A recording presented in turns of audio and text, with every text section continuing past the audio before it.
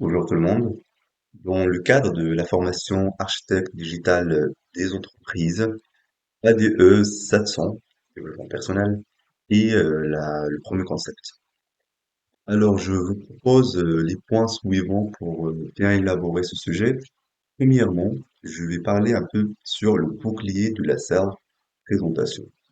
Après, la respiration abdominale, les gestes et la présence physique, le regard et l'écoute, le langage positif, évidemment, la reformulation constructive et à la fin, la projection de la voix et l'articulation du mot. Alors, pourquoi travailler sa présentation personnelle et pourquoi on parle de développement personnel dans une formation qui est technique? On parle de l'architecte digital d'entreprise qui est un métier, qui est vraiment en relation avec tout ce qui est technique, tout ce qui est IT, tout ce qui est technologie. Pourquoi on parle de la communication et de développement personnel? Alors, là, c'est très primordial et très nécessaire savoir communiquer, savoir euh, expliquer ses idées, savoir parler, savoir discuter avec des gens est une compétence très nécessaire, surtout pour quelqu'un qui aura des responsabilités d'architecte et quelqu'un qui aura un métier d'excellence et qui est, qui est pas forcément donné à tout le monde. Donc, parmi les points les plus importants, c'est que la première impression est décisive. Décisive, c'est que l'image qu'on donne au début, c'est une image pour toujours. Elle a changé, elle a amélioré. Donc, l'objectif de ce petit vidéo est de vous donner quelques outils simples pour bien se présenter et bien d'avoir des techniques qui nous permet de bien être à l'entreprise et d'avoir certaines compétences qui nous permettent bien sûr euh, de présenter d'une manière efficace et de présenter nos projets et nos idées d'une manière claire et concise. Alors, le point qui suit, c'est le bouclier de la self-présentation. Ce que je vous propose ici, c'est un concept très très simple. C'est tout simplement d'imaginer une schéma qui regroupe des infos sur elle. Par exemple, en haut, on a notre prénom bien écrit, lisible pour tout le monde. Après, on peut parler de notre parcours, pas tout simplement académique, mais aussi professionnel, tous les projets qu'on a réalisés, toutes les entreprises avec lesquelles on a collaboré. Après, il y a le centre d'intérêt. C'est un point où la plupart pensent que c'est pas nécessaire, mais c'est vraiment très important. Souvent, les gens, quand ils commencent à parler du travail, ils parlent aussi des choses qui n'ont rien à voir. Par exemple, de nos sports préférés, nos vacances, nos activités professionnelles. Donc, c'est très important d'avoir dans sa tête ses centres d'intérêt, ses loisirs, euh, etc. Après, il y a aussi les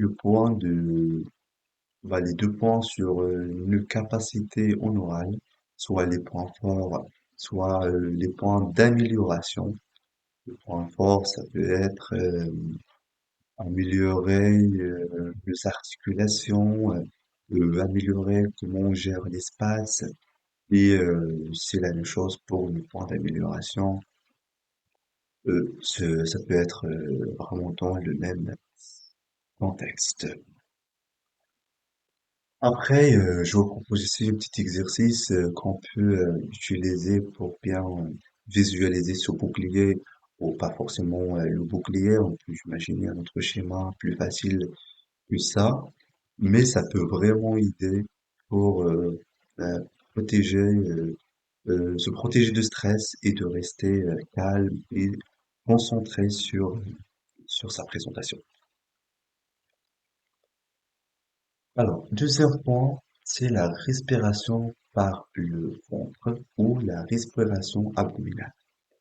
C'est une technique qui est utilisée par des gens qui font des présentations au niveau. Euh, Pourquoi respirer avec le ventre? Bah, c'est tout simplement pour diminuer le stress, stabiliser la voix et bien sûr améliorer la posture.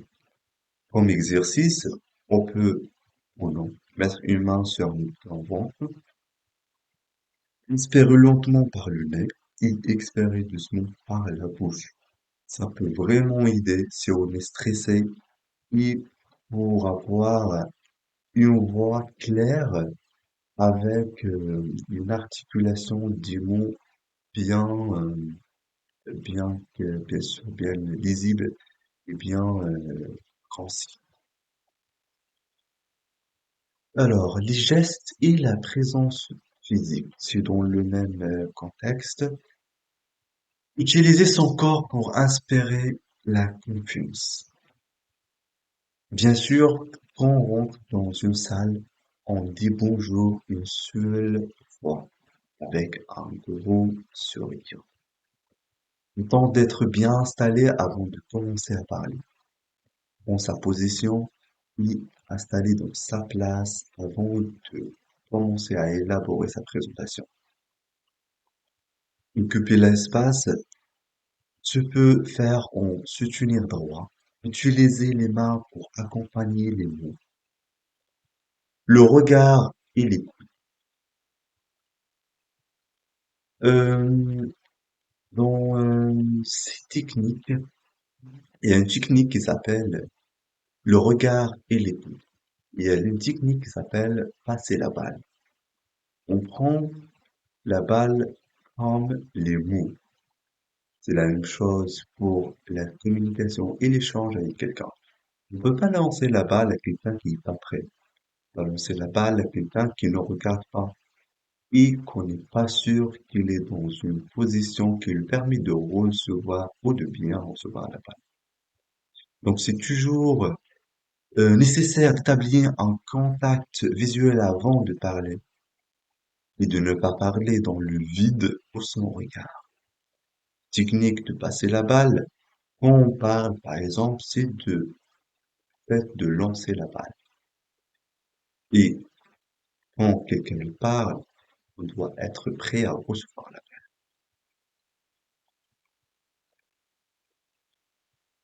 Le langage positif.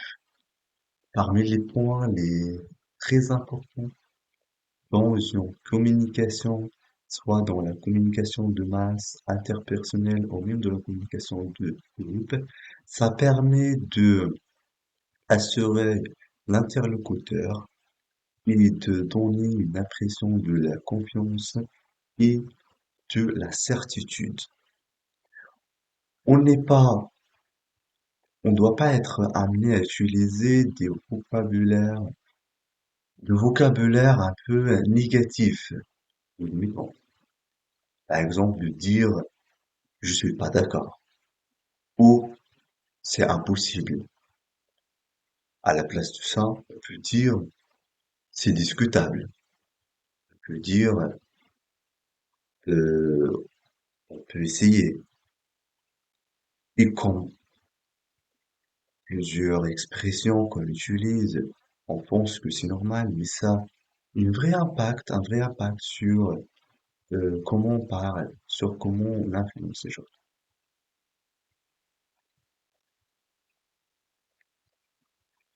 La reformulation constructive. Transformer un discours en ouverture. C'est dans le même logique. Dernier point, le langage positif, c'est de savoir comment transformer le désaccord ou un échange qui est pas très friendly, qui est un peu agressif et qui s'aligne pas avec ce qu'on est en train de présenter, en ouverture ou en une chose qu'on peut discuter qu'on peut mettre en commun. Exemple, quand quand on est en train de présenter, quelqu'un dise, par exemple, on parle de comment être marrant au travail est nécessaire et il faut le faire. Quelqu'un dise être marrant au travail, c'est difficile. Bah, la mauvaise réponse est de dire c'est faux. Et toi, tu fais pas d'effort pour faire ça. À la place de dire tout ça et de être fermé, tu peux dire tout simplement avec une réponse plus positive. T'aimerais bien être marrant, mais tu ne sais pas comment. C'est une reformulation qui veut tout simplement dire non, c'est faux, mais d'une manière qui laisse un impact positif sur la personne qu'on travaille. La projection et la voix et l'articulation. Faire entendre sa voix et son message. Parler avec le fond, parler avec la gorge. Parler avec le ventre, ça peut se faire avec la technique de la respiration abdominale. Articuler chaque mot. Ne pas manger des syllabes. Nous, dans la vie courante, on parle un peu plus vite. On parle plus vite et très vite. Et il y a des mots qu'on dit pas de manière flexible. On dit la moitié de mots, et bien sûr, l'autre me comprend parce que on fait part du même communauté, mais dans un milieu professionnel. Savoir parler avec des gens qui n'ont pas forcément euh, la langue, par exemple français, anglais comme langue natale, ça peut poser des problèmes et ça peut euh, engendrer des malentendus et ça produirait problème. Exercice pratique, lire à voix haute ou faire des verlangues. Lire à voix haute un texte lentement ou faire des verlangues, par exemple, les chaussettes de l'archiduchesse. Conclusion. Pour conclure cette petite rappel, c'est pas une formation, c'est juste des rappels pour avoir une posture positive et professionnelle dans le monde de l'entreprise. On peut dire que la communication est un muscle. Plus on s'entraîne, plus c'est naturel. Et pour ce faire, on peut gérer ou entraîner comment on respire, comment on regarde les gens, comment on parle et comment bien choisir ses vocabulaires. Et bien sûr, à la fin, et le plus important, sois toi-même. Comme Emerson dit toujours, ce que vous dites pas assez fort, que je n'entends pas ce que vous dites. Et comme dernière slide, on peut utiliser ces étapes avant chaque présentation pour, bien sûr, bien réussir sa communication. Et puis, faire des exercices sur la respiration abdominale ou ventrale. Posture droite ancrée. Visualiser ton bouclier ou ton schéma. Sourire et faire des contacts visuels avec l'audience. Et parler lentement et clairement avec de bienveillance. Merci à vous pour votre attention et je vous dis à la prochaine.